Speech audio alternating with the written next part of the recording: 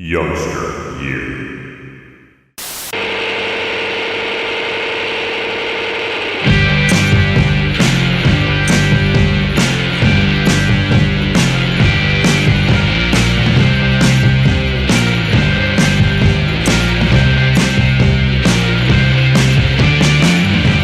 Australian DIY and garage band Flying Machine have been everywhere recently, from playing at home in Byron Bay to touring in the US. They also just put out a new album this year, and today I'm here with the Wright brothers, Chris and Gory, to talk about their latest activities. Guys, thank you for joining me. Pleasure. Good to be here. Yeah, thanks for having us. Should All right. be a bit of fun. Excited to see what you have written down. Yeah, man. Yeah, it's All right. what you did up on us. I'm Chris. Gory.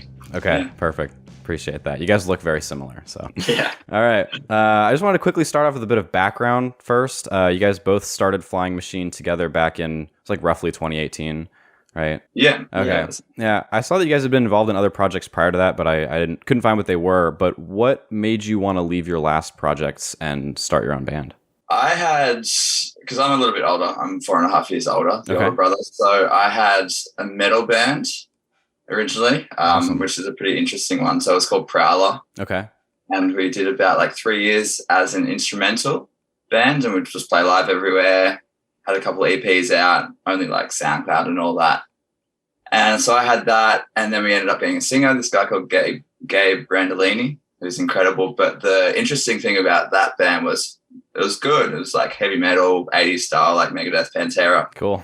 Then we actually had Jules Crommelin, who, once that band finished, moved to Berlin with Parcels. All right. Yeah, so he's doing Parcels now. And then the other bass player was actually this guy called Zeppelin Hamilton, who now plays in a cool band from Sydney called Velvet Trip. Cool. And then what's the other band?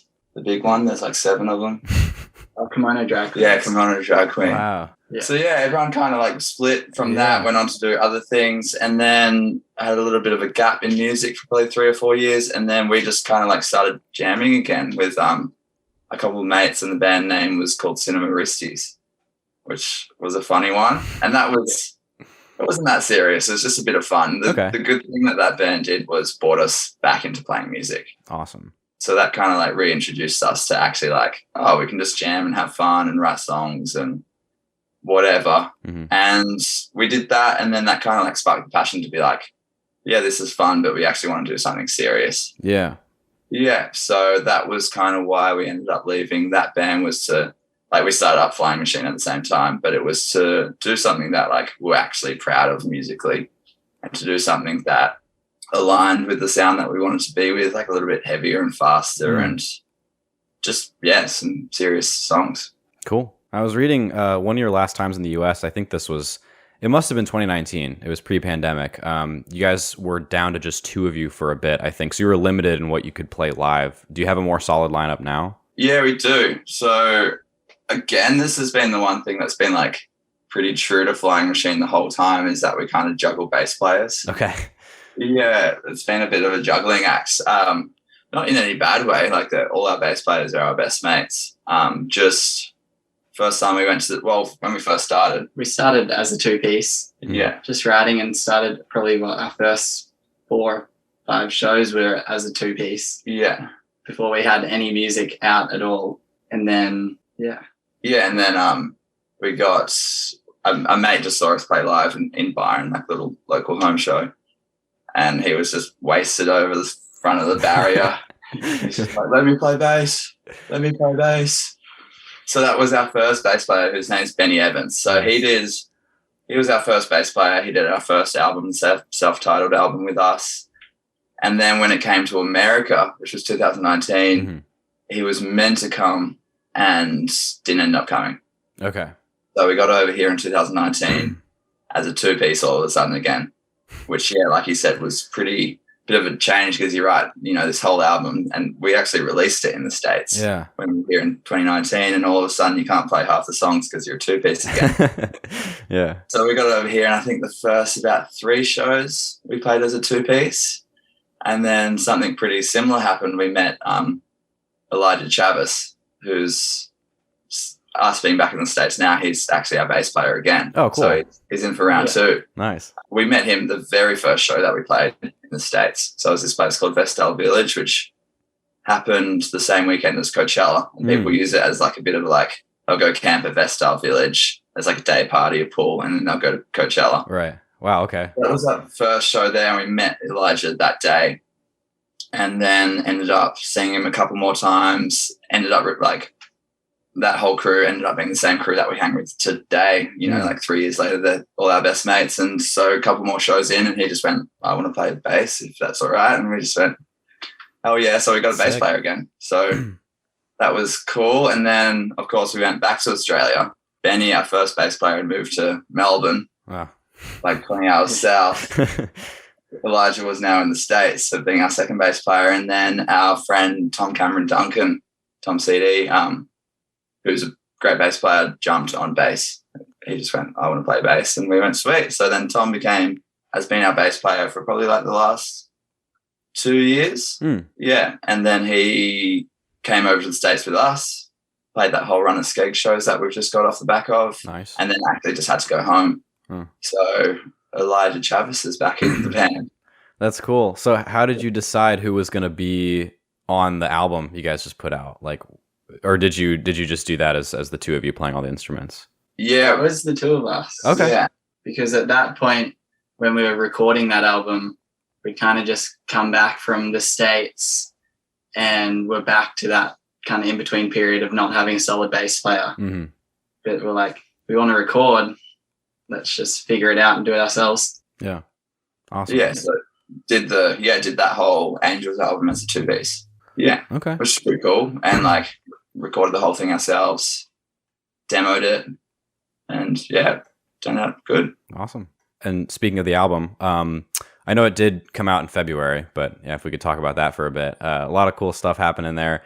A couple years passed between the release of your self-titled record and this one, which is, you know, not unusual for a band at all. But what do you think was different about the processes for each album, whether it was like writing, recording, influences, anything else? The first album was written like as a collective, as a 3-piece. Okay. Coming out of like straight out of rehearsals. Like, you know, you're rehearsing and then you get sidetracked, and that's where kind of songs happen. Cool. Jam and stuff comes up. And then so that was kind of like we'd done that enough stuff to come up where we're like, all right, we have a solid album. And then the way that we did the self-titled was we got Alexander Markov from the Delta Rigs. Funny story was in 2018, pretty much the first time that we met Tom CD, our current bass player that did the Skeggs run, and Alexander Markwell, who recorded the first album, was pretty much the same weekend in Byron Bay. And we played this Cinemaristi's, that old band, played a show with the Delta Rigs, which is Rudy's band.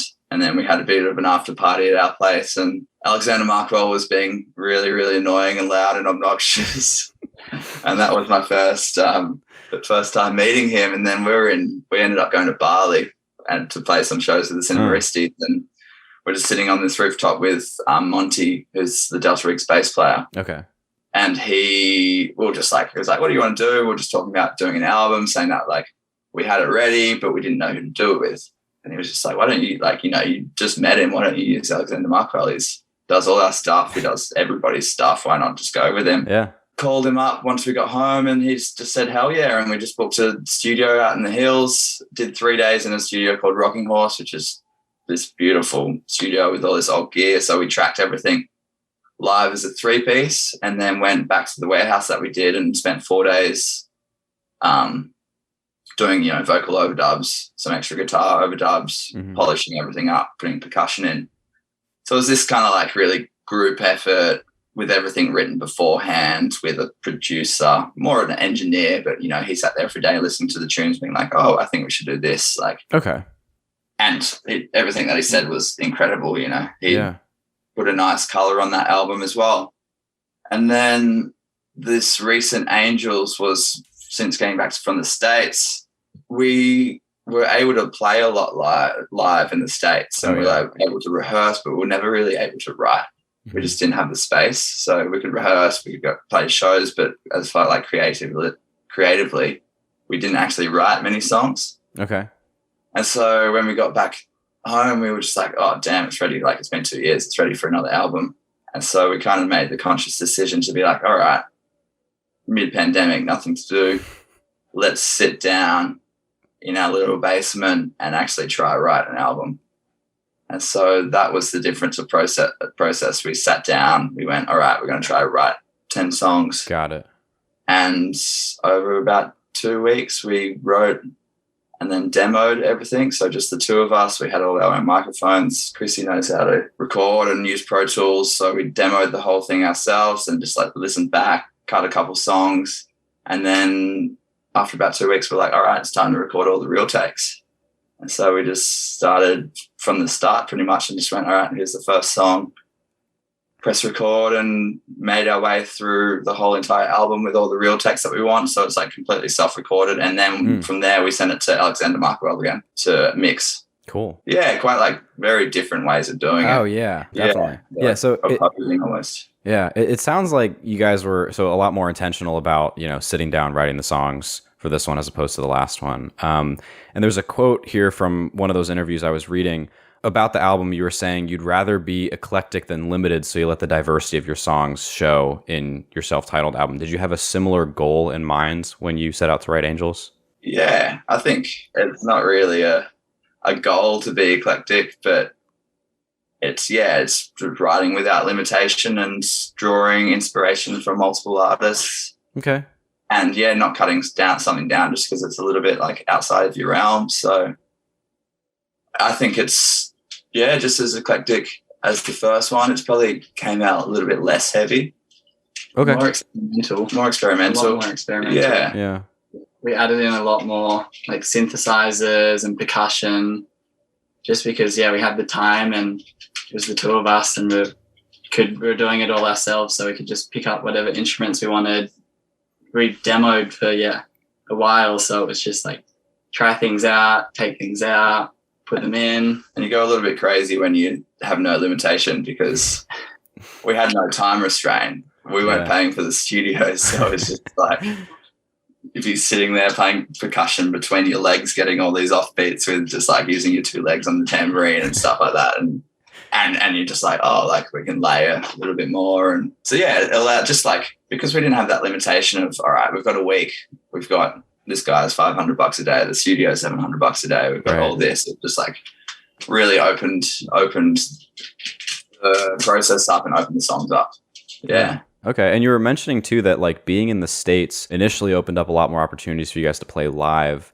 Did you find that you had like more or less resources for recording when you got there? Just, you mentioned like not having any studio time or anything like that. Did that place any sort of inhibitors on you guys? I don't think so. Okay. I think it was such a, like, our first trip was 6 months. We played 20 shows or something like that. Just wasn't what we're doing at the time. I think there's a whole a cycle in music, and it's where you're recording and you're just recording. I think if you go play shows, you're kind of messing yourself up a little bit. Oh, okay. And then you're in that recording process, you do it, and then you're really proud of what you do, so you want to go and play shows. Mm-hmm. And so you go and play lots of shows, you really love it, great energy. And then after a little bit, it's like, all right, full cycle, time to go back in and write some like more stuff. So I think that first States trip was, we just released the album. Yeah. We just released our self-titled album. So I think we're quite happy just playing. There weren't many opportunities to record as well. That's just how it was. We didn't have a lot of money behind us or anything like that. So there's that restriction. But at the same time, we just released the album and we're just stoked on playing shows and being over here and experiencing it pretty much. Yeah. And that's why when we got home, we were so ready to record again. Yeah, that's cool. I haven't really thought about it as like a cycle before. I like that. And it just makes it a little more organized, Yeah. I think it's a bit cleaner. You can't do both at the same time. Yeah. Like you can, but I don't think it's the cleanest way of doing it. Sure. I get it. Doing yourself the biggest favor and anything like that. And bands pull it off. Musicians are amazing. So they're just like limitless, can do everything. But I've always thought about us like as a bit of a cycle. Yeah. And just speaking of like location too, I want to talk briefly about like just where you guys are from. For people, we already kind of talked about people who don't know, Flying Machine comes from Byron Bay, New South Wales, and some sources have deemed it the epicenter of Australia's counterculture. Would you guys agree with that claim or not? I guess so. Yeah. Yeah. It's crazy. It's pretty such a whack. small place. Like, I don't think a lot of it, like, it's world famous. It's this world famous place. You can go around most places and they'll be like, where are you from? You're like, Byron Bay, Australia. And most people are like, oh yeah. And just know where it is. And it's literally this tiny little coastal town. What, the population's 9,000 people. Pretty sure. I think it was. I think there's a few more now. Like when we were growing up, totally, like 10,000 people. And then you just like look at the bands that have come out of there. So Right. for Parkway Drive, Yeah. people say there's something in the water. That's what they say, but the locals know it's, well, maybe something that's not in the water, something like that. It's pretty Yeah. natural and fresh up there. So, but you know, Parkway Drive. I do. Yeah. Yeah, yeah. Do you know another band called In Heart's Wake? I don't. No. Yeah, like same, like kind of like In Heart's Wake kind of got inspired by Parkway Drive. Oh, okay. And Byron had this big like hardcore kick scene, and it was pretty funny. We were showing it like Travis, our bass player, like Parkway Drive have all these documentaries. Uh-huh. Yeah, they'd like self-filmed about this, like how they did it. So the first one was just like all handy cam footage. Worth a watch. Definitely worth a watch. Yeah. Check it out. So, and it's like just home for us. So it's like watching all these little grommets run around in the hardcore scene at home, which was a good watch. But Parkway Drive, In Heart's Wake, and then you go to like Parcels. So you know Parcels? I do know Parcels, yeah. Yeah, like absolutely massive right now. And then you go to another band called Tora, the Tora. They're huge. They just finished 30 dates, something in America. Yeah. We went and saw them. It lined up really well. We finished Portland with the Skegs, and then 2 days later, Tora, who were our mates from home, were playing just down the road. So we just stuck around for 2 days. That's so and went cool. to Tora, and then that was when we had to get Tom to the airport in San Francisco. And on that day, they were playing in San Francisco, so we just went again and hung out. Oh, awesome. Then there's like Babe Rainbow, Oh yeah, Babe Rainbow. Dope Lemon. Yeah, There's a lot of bands. Who's that other? Skeggs is also from Byron Bay, right? Yeah, Okay, yes. yeah. So yeah, it's kind of like this. Yeah, so many. So many for literally a very, very small town. Yeah. And when you look at like Parkway Drive and Parcels, they're like two of the biggest bands in the world. Yeah, so yeah, it's a pretty amazing little place. And then aside from that, like more kind of the scene that we're in, like the punk scene and the grunge and garage scene, there's just so many bands as well. Yeah. So like you can go watch a good punk band or good rock band every weekend who's kind of local, like Miniskirt, Cupid and the Stupids. There's us, Sex Drive. There's a lot of local music. Like, yeah, Okay. Israeli Chicks, Seaside.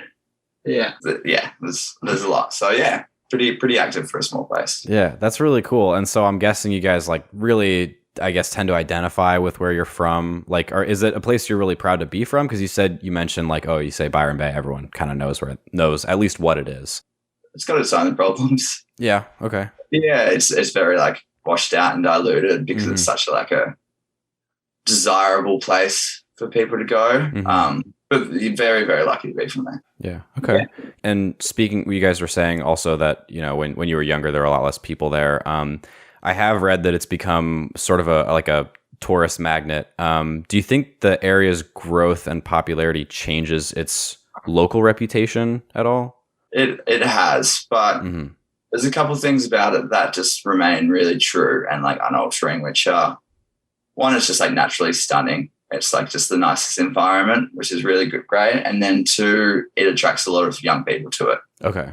You know, from having a lot of young people places, you get a lot of art, a lot of culture, a lot of music. Yeah. So it's still thriving. And it's like it draws in so many young people from all around that you meet all these people who are all being creative. So it is this melting pot. So it's a strength of it, even though in a sense it's a weakness because it's like gotten rid of a lot of like core community. Okay. Yeah. So there's pros and cons to it, but It's a great like creative network. Yeah, overall, it's really buzzing. It's a good spot. It's like a lot of artists collaborate in the area and help each other out. Yeah, and do you think that, like, so obviously in that sense, setting really does have an effect on, I guess in your guys' case, musical creation, in the case of others, visual art, it could be anything, right? Do you think that regardless of having like a really rich network like that, setting still can have an effect on artistic creation? Yeah. I think, well, like, I go watch local, like other bands locally and take a lot of influence from what they're doing. So even though, it's like a small area, there's like, I still get a lot of influence out of just like what other bands, and they take it from us and it all feeds around, which is cool. That is cool. And so we were just talking recently about that tour with Skeggs.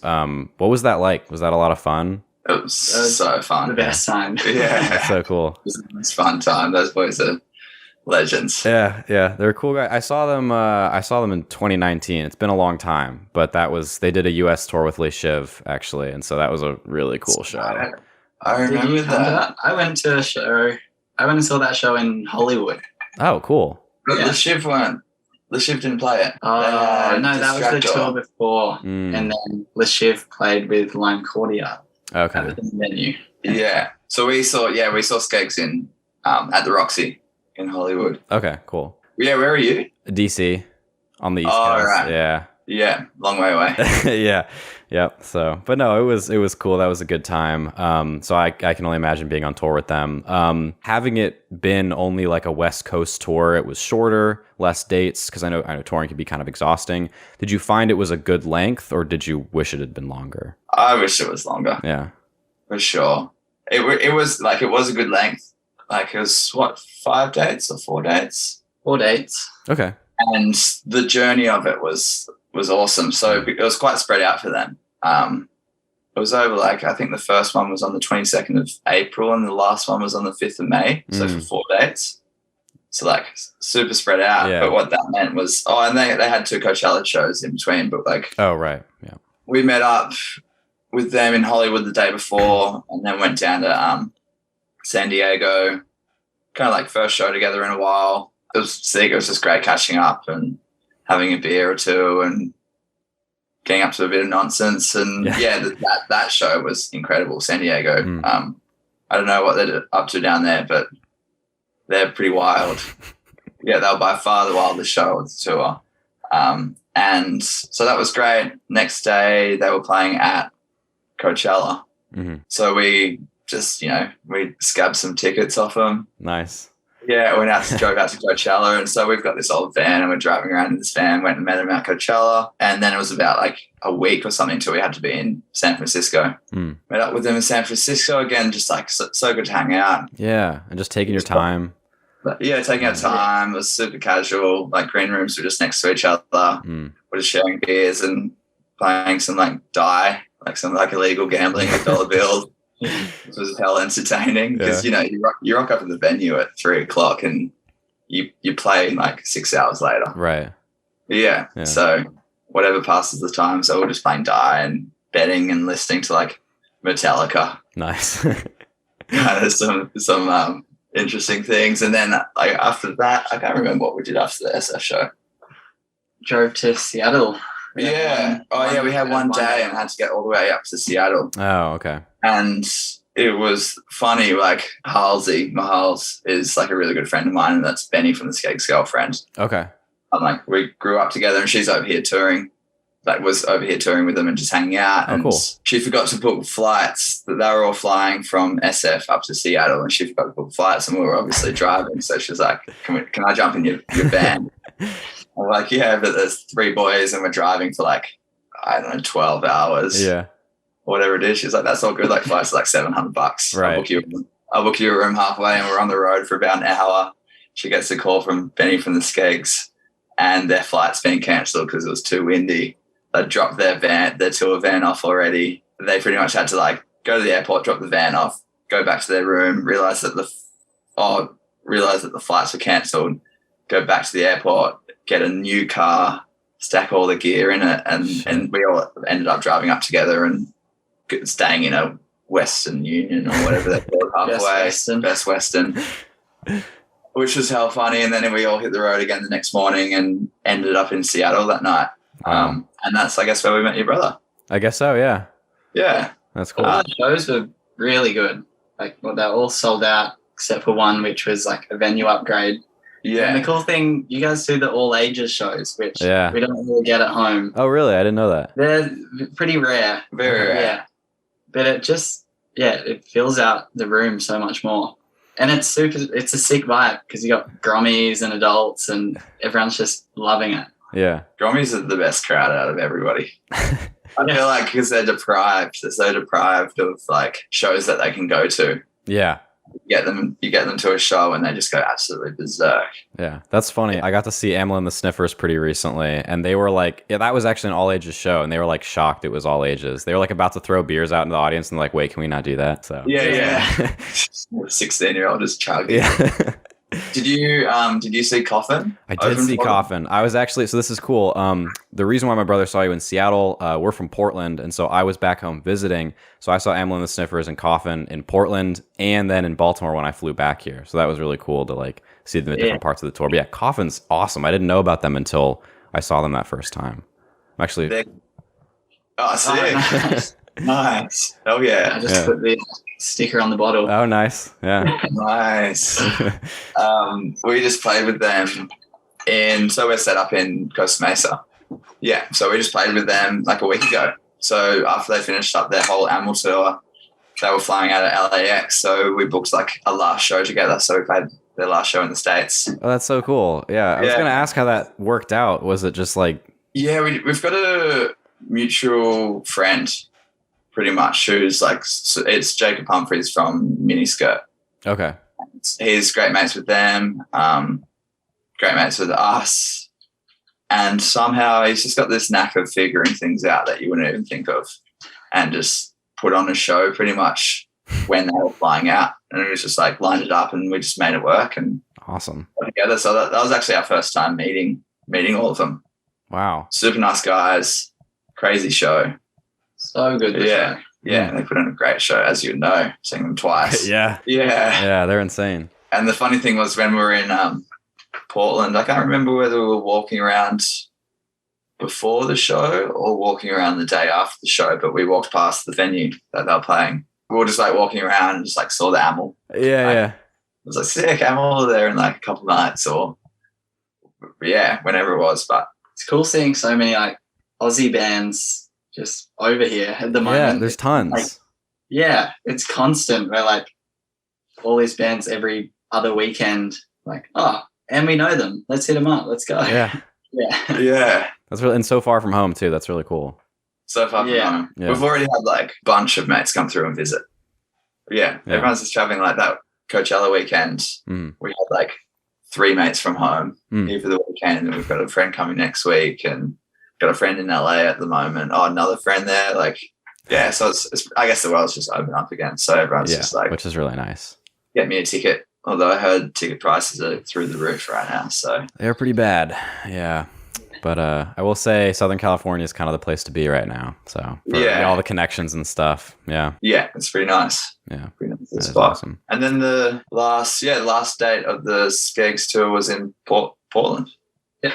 Yeah. So that was us wrapping that up, and just had such a good time with those guys. Yeah. They're great. They're like tour manager, Bunny, is a legend too. It was his birthday on tour, so like sung with them all. Yeah, it was such a good time. I wish I could have done 30 days. Oh, yeah. That must have been so cool. Yeah, for sure. Well, I always like to ask and just see if there was a most memorable moment on tour, because I know you guys were talking about some of the shows were like crazier than others, but is there like a favorite tour moment that wasn't on stage? Oh, that wasn't on stage. Yeah. What are you thinking? I'm thinking something like, I think it was Seattle after the Crocodile.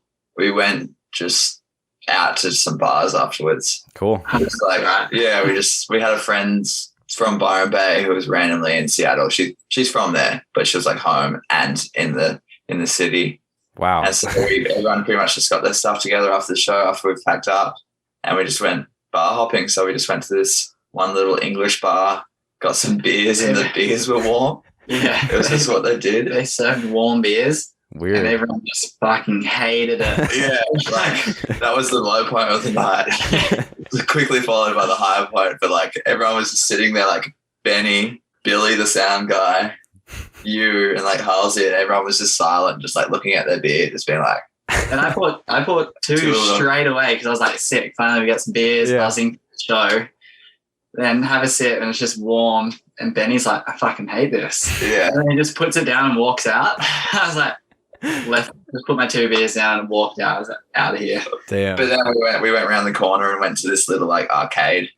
It's like half bar, like bar down one side, so many beers, and then on the other side of the wall there's just like an arcade. Awesome. We all sat there, a couple guys, like people. You played some Pac-Man. Played Pac-Man, played some pinball. Nice. Went and shot some hoops, and we just sat there just like talking for hours, and then went back to the hotel room and just like put on.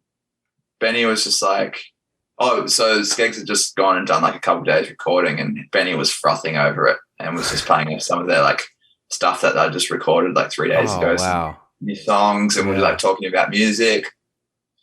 And then he was like, what do you guys have that's unreleased? So we put on like a couple of unreleased songs of ours. We just sat there for like the last hour just like chatting about music pretty much. So that was pretty good. Yeah, that was fun. It was a good night. There's a highlight from every single date that we did. It was just that kind of time. Yeah. That one night sounds so special though. That's really cool. That's cool. Yeah. It repeated itself in a few different ways as well.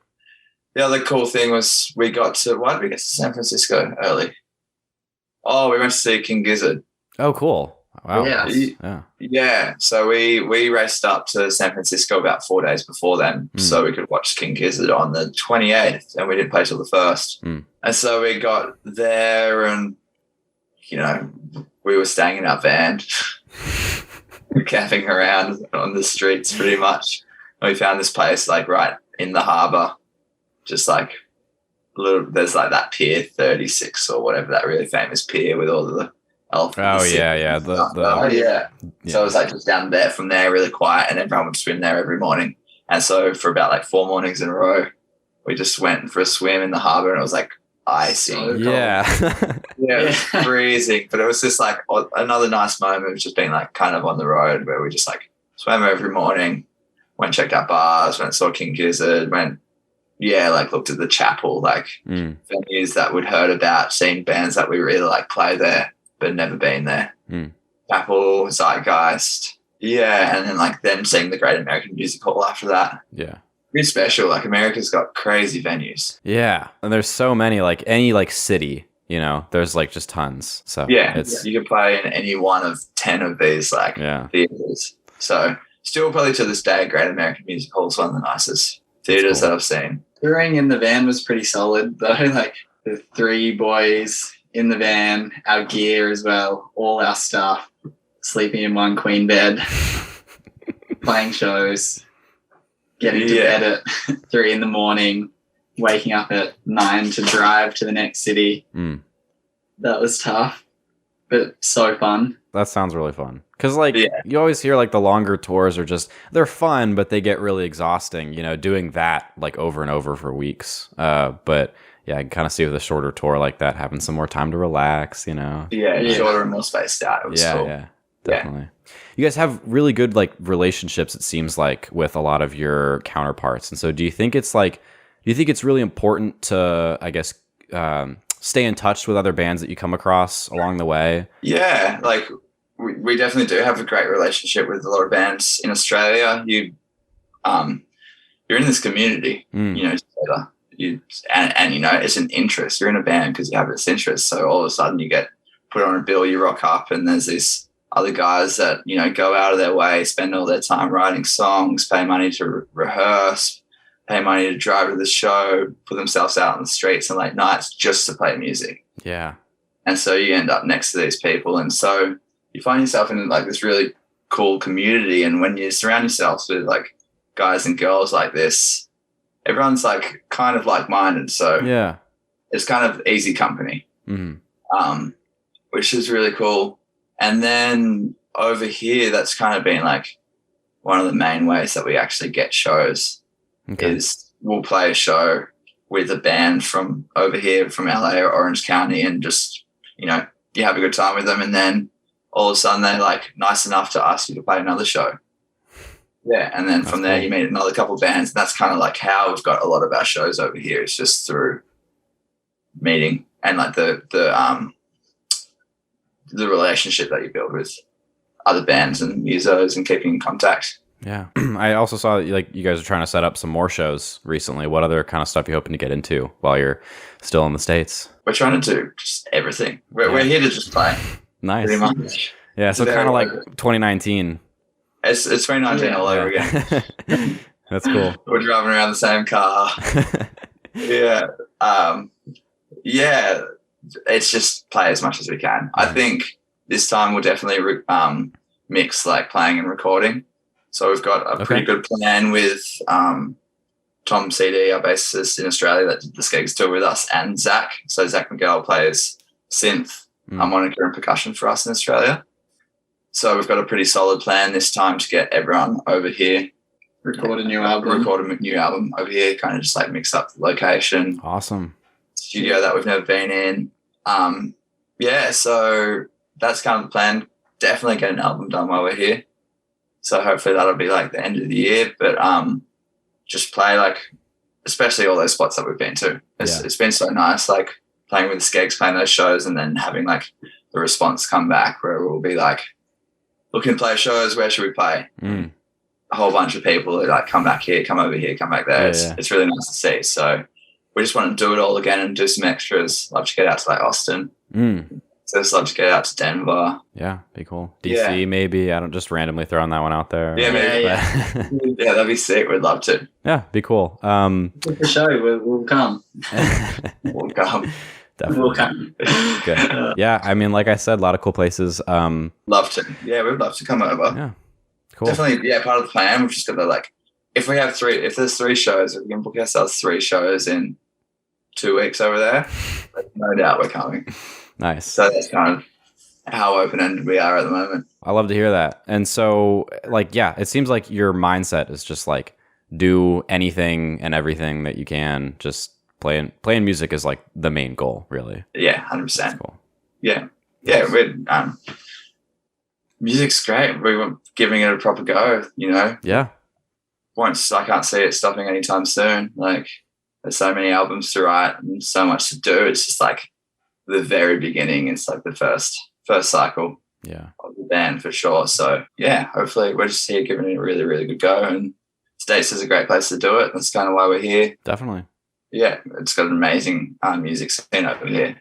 And actually, something that I was wondering about is, I don't know, how much exposure you guys have, like long term, but do you think it's easier or harder in the States to like put yourselves out there as opposed to like back in Australia? Is there a difference that you can see? It seems to be pretty like similar level. Like you got to go through the same thing. It's just like once you go through it, is that the audience, that's like the potential of the audience out here is just so much grander. Okay. So more people, there's more venues. Yeah, more bands, more fans. There's just a real bit of a glass ceiling on Australia, like a bit of just a cap on how big you can go. We've got 24 million people. Mm-hmm. I think you guys are like 300 million or something like that. So it's like a land of opportunity for music.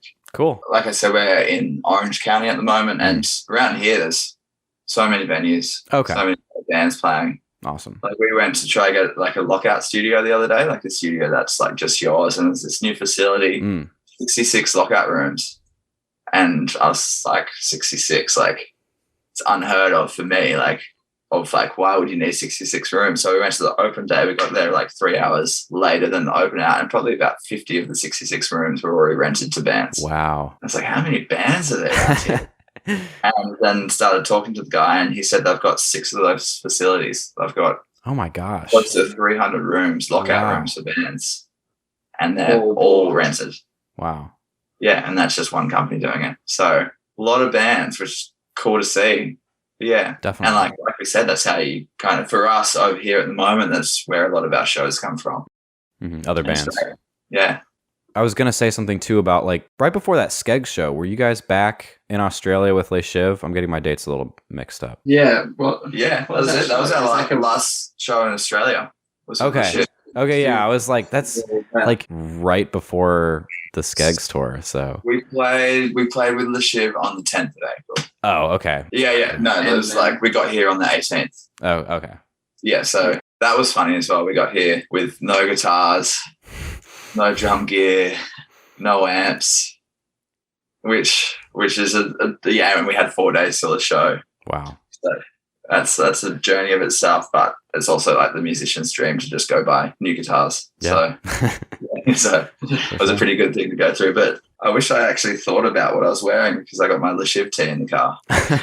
Yeah. We could be matching. Bummed. Yeah. And those boys were just they're in LA right now.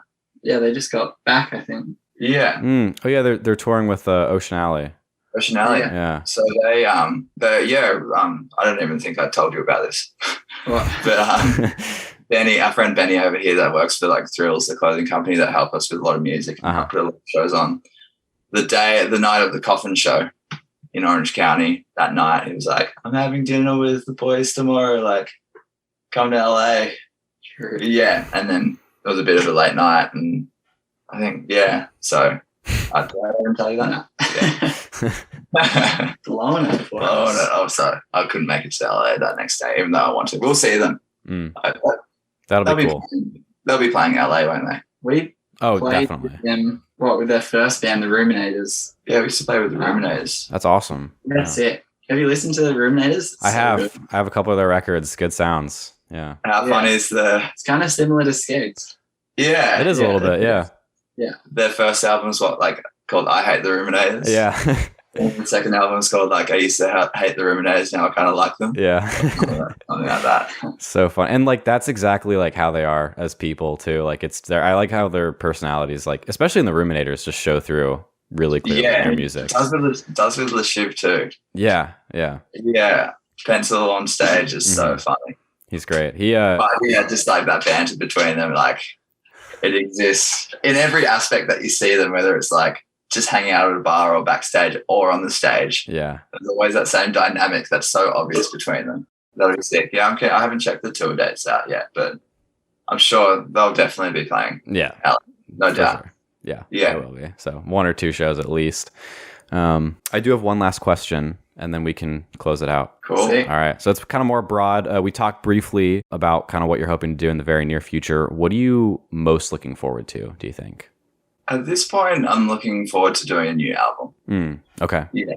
Again, we've got new album, new music. New music's always a goal. I think for sure. Like going back to that relationship between recording and playing live. Like playing live's you get all the like excitement and you get like a little bit of that fulfillment, but it's like this joy that just comes off playing live. But the real goal and the real joy comes from like writing the music. Yeah. I feel like that's the most fulfilling part. Mm-hmm.